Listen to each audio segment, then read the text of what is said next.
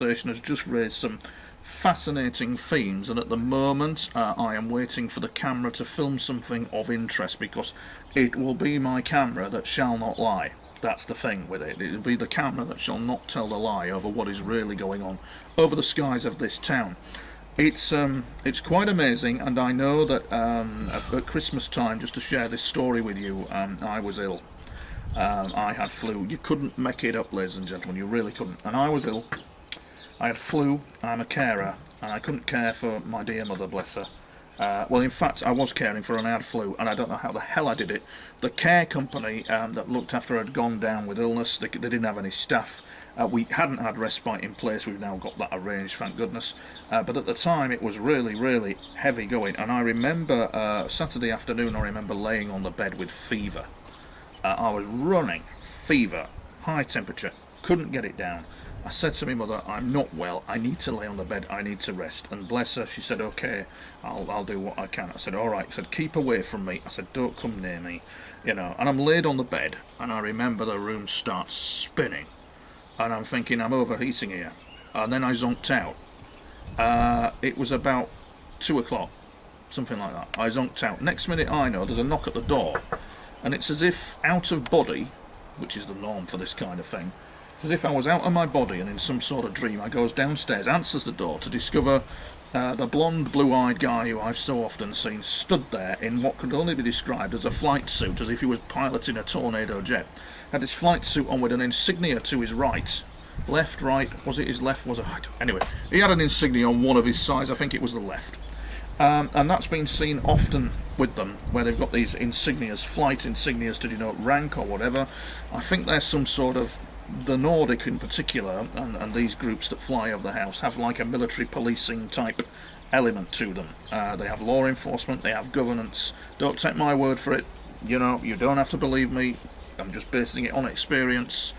This is what I've just witnessed. I'm reporting on what I've seen, but they do have governance laws. It's not exactly utopia for them, I don't think, but he stood there in this flight suit, and I thought, wow, he's wearing a flight suit. That's incredible. It looks like something the RAF would wear, but it looked of better design, and it was kind of like very carefully woven together, padded kind of thing everywhere. It was really, really interesting what he was wearing. And then next minute I know you hear this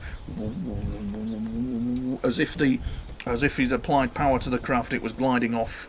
I can't remember what the interior looked like. I can only hear. I can't see or hear. He actually said to me, this blonde blue-eyed chap, that to reveal himself in full and to actually reveal myself kind of as if he was sat here now along the craft, would possibly put me in sick bay, he said, because your blood pressure would be too much for you. You'd be at risk, you'd be in shock, he said. So we're doing it very carefully. I remember him saying that. So remember, I've got the fever, delirious, now aboard the craft, and it's gone on for years as all this. I mean, it's just gone on for years. It's not just a one-off, oh well, he was delirious so he was hallucinating. Christ almighty, it was so precision, you couldn't make it up. It was and it's gone on over the years gone by when I've been perfectly well. So I believe that there is a presence over the skies of Britain of them. They're here for a reason, here for a protective reason, a security reason that is quite beyond me, really.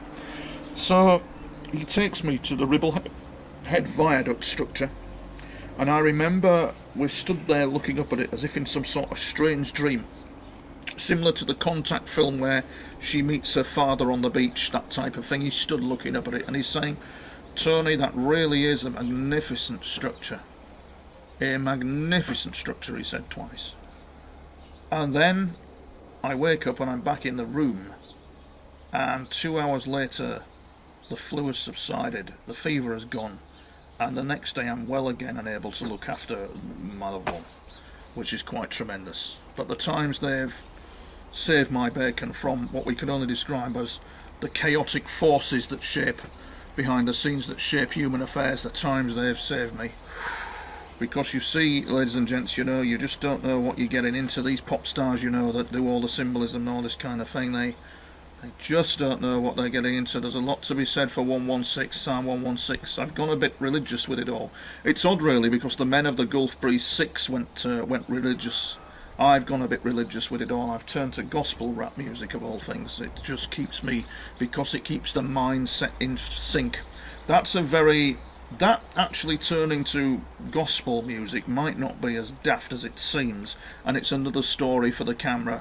We could talk about the Krishna consciousness, the mindset, the exposure to darker forces, and training the mind, and all this kind of thing. There's a lot to be said for it, and so it's kept me going. I've matured, but hell, it's been hair raising, and it's not over yet. This